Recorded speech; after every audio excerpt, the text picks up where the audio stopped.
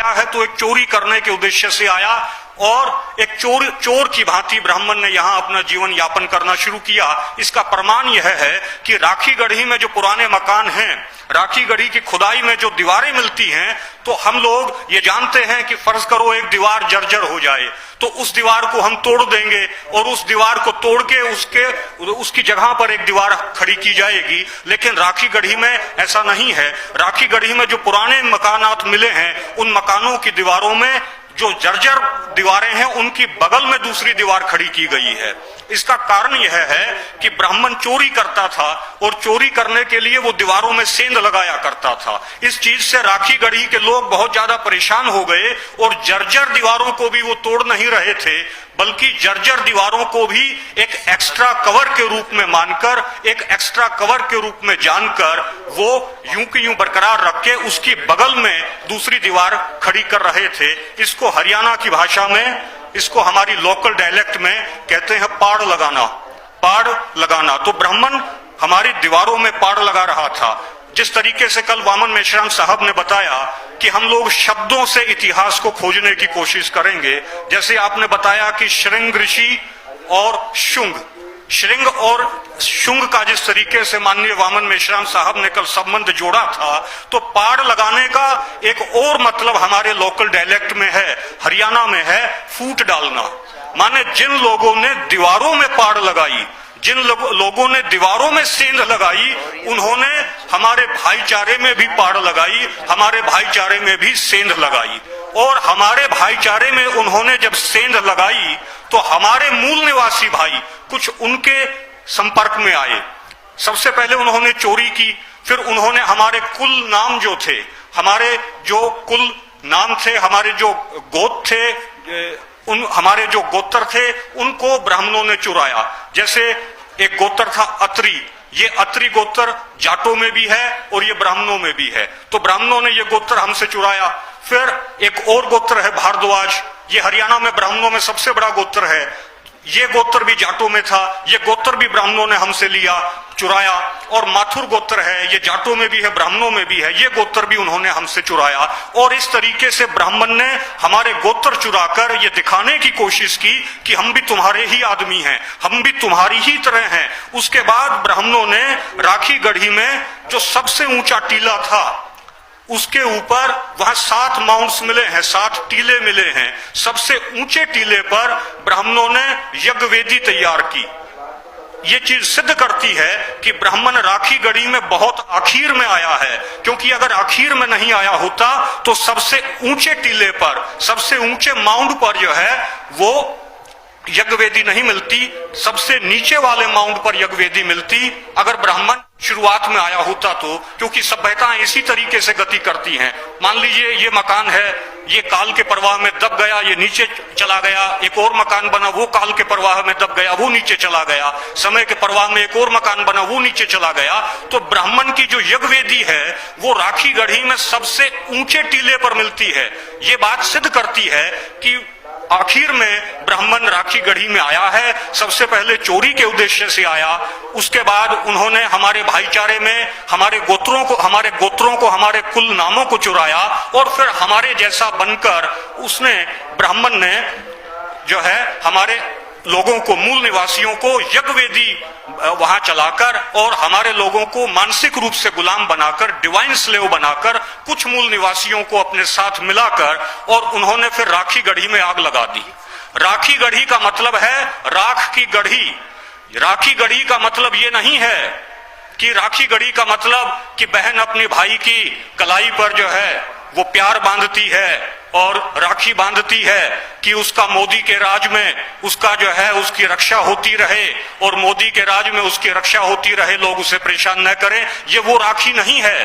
राखी का मतलब है राख की गढ़ी। ब्राह्मण ने इस सभ्यता को, जो 9000 बरस से निरंतर चल रही सभ्यता थी, इस सभ्यता में आग लगा दी। उसी तरीके से आग लगा दी जिस तरीके से 1984 में ब्राह्मणों ने, ब्राह्मणी इंदिरा गांधी ने, जनरल सुंदर जी, जनरल सुंदर ये ब्राह्मण था, जनरल वैद ये ब्राह्मण था, इनको लेकर ब्राह्मणी इंदिरा गांधी ने अमृतसर में 1984 में टैंक भेजकर और हरमिंदर साहब गुरुद्वारे पर अटैक किया और वहां जो हमारे पुराने अवशेष रखे हुए थे, पुरानी बीड़ें हमारी रखी हुई थी, सिख रेफरेंस लाइब्रेरी थी, उस रेफरेंस लाइब्रेरी का सामान वो उन्होंने जो है 4 ट्रकों में भरा और 4 ट्रक में भरकर पहले उस सामान को दिल्ली ले गए, फिर नागपुर ले गए और नागपुर में उस सारे सामान को उन्होंने, जितने हमारे पुराने आर्काइव्स थे, जितने पुराने दस्तावेज थे, उन सब दस्तावेजों को अध्ययन किया, उनको अध्ययन करके उनके काउंटर दस्तावेज तैयार किए और फिर सारे दस्तावेजों में आग लगा दी। इसी तरीके से ब्राह्मण ने उस 9000 साल पुरानी सभ्यता में आग लगा दी, क्योंकि आग लगाना ब्राह्मण का स्वभाव है, क्योंकि आग लगाने में ब्राह्मण को मजा आता है। इस तरीके से ब्राह्मण ने राखी गढ़ी को जो है राख की गढ़ी में तब्दील कर दिया। वहां कंकाल मिले हैं, कंकाल राखी गढ़ी में मिले। उन कंकालों की अगर हम स्थिति देखें, माने नॉर्थ की तरफ उनका मुंह है और साउथ की तरफ उनके पांव हैं। नॉर्थ की तरफ मुंह है और साउथ की तरफ उनके पांव है, उत्तर की तरफ मुंह है और दक्षिण की तरफ उनके पांव है।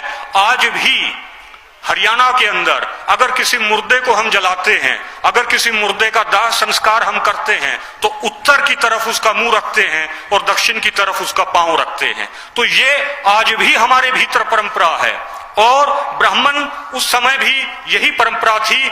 उस समय चूंकि हम दफनाते थे तो मुर्दे का मुंह नॉर्थ की तरफ रहता था और पांव उसके दक्षिण की तरफ रहते थे।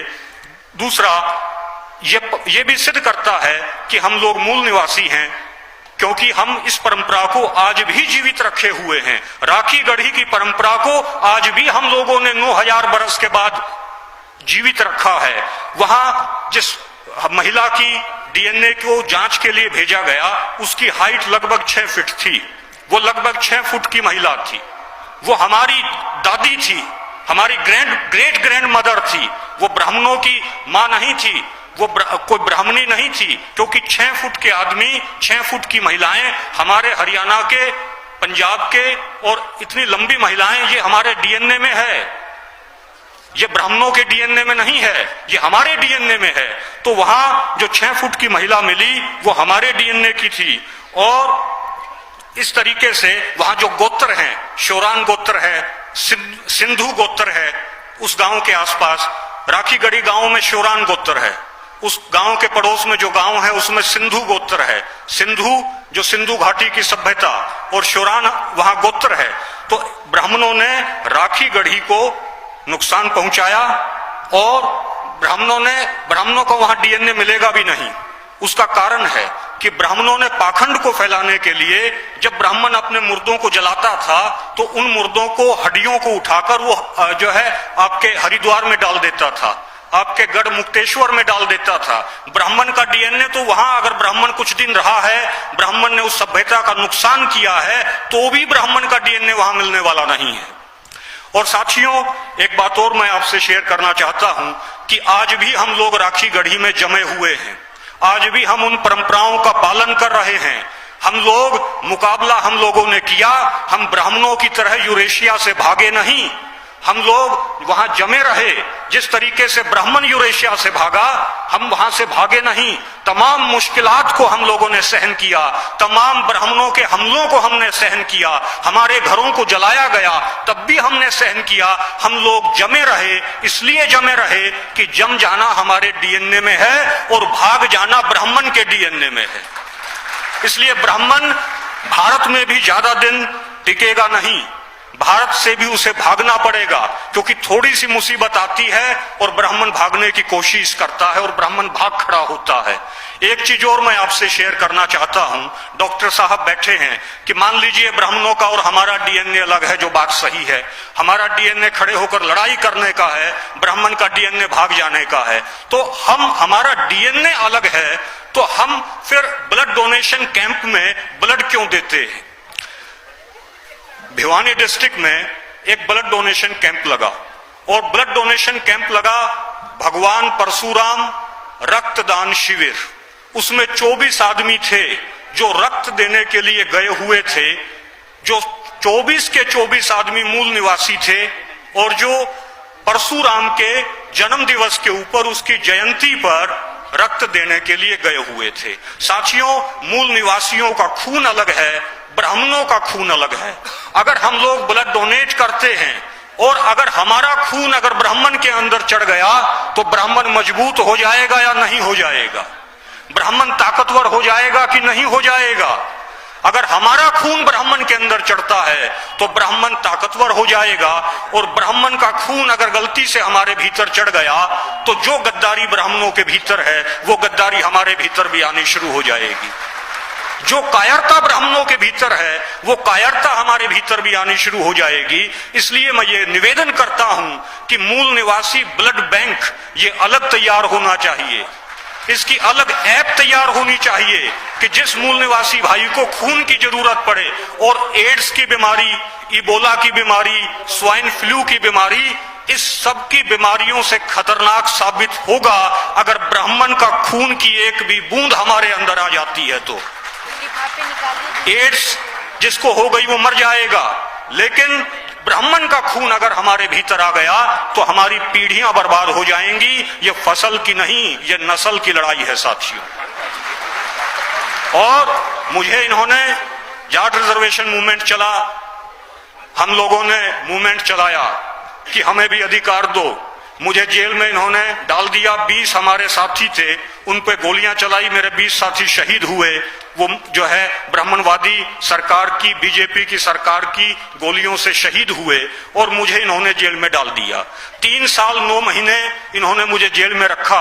पिछले महीने मैं जो है जमानत पर आया हूं और मुझे माननीय वामन मेश्राम साहब जी ने जो हौसला दिया, जितना इन्होंने मुझे हौसला दिया, मैं ये समझता हूं कि इतना हौसला मुझे कोई दे नहीं सकता था।